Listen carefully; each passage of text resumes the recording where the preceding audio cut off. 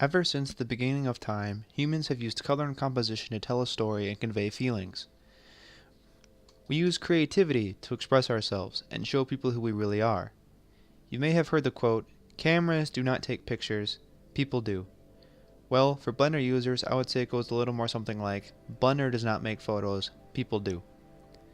The two main points I would like to cover today are these: the inspiration behind your picture and the composition of the picture. With just these two things improved, you can turn anything into meaningful art. So, starting with the first, inspiration. Every picture starts with an idea. That idea leads them to a picture. But ideas don't just come about, we get them somehow. For a lot of Blender users, including myself at times, I find that Blender itself leads me to the idea. Let me explain.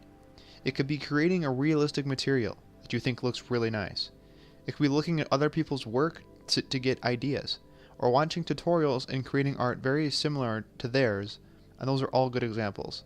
This process I call technical art. It is art that does not require us to be creative, but simply done for us by someone or something else, or changed just a little bit.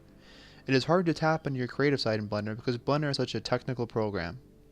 But this isn't going to help you become a better artist. Instead, your ideas should come from things like the perception of the world around you, the feelings you have inside you, and the stories and experiences that you remember.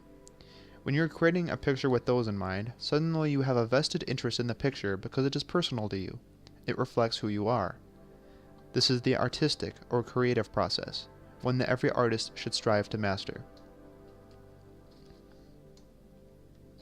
On to the next one, composition. Composition is basically arranging things in your scene in such a way so that it's pleasing to look at. It takes a lot of practice to master composition, and create beautiful art. William Albert Allard said, "In photography, color and composition are inseparable. I see in color." That basically sums it up. Mastering composition is a must-have for artists. So, how do you improve composition anyhow?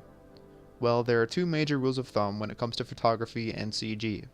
The first is called the rule of thirds. This rule states that if you divide your picture into thirds, horizontally and vertically, the focus of your image should lay on one of the intersection points. The second rule is called the golden ratio. This is a Fibonacci curve here. It's derived from the Fibonacci sequence, and it states that the subject of your image should be about where the spiral gets smaller, and to leave room for the viewer's eyes to wander around the curve of the spiral toward the subject. Both of these approaches work about 95% of the time. Chances are, if you take a picture that looks good, one of these two rules will fit it. These are not hard, fast rules, more like guidelines. But by far the best thing is practice. For example, here are two pictures. You probably already feel like the right one is much more pleasing. Well, when we overlay the rule of thirds, you can see the one on the left is positioned in the center of the frame and we have a lot of unnecessary room around the edges. But the one on the right is focused on an intersection point between two of the lines. This is a good example of how composition can dramatically change your photographs.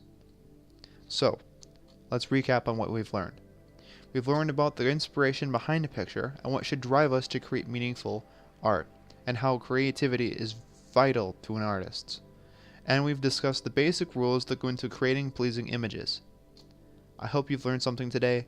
I have included multiple websites to help foster your creativity and that go deeper into composition. Thank you.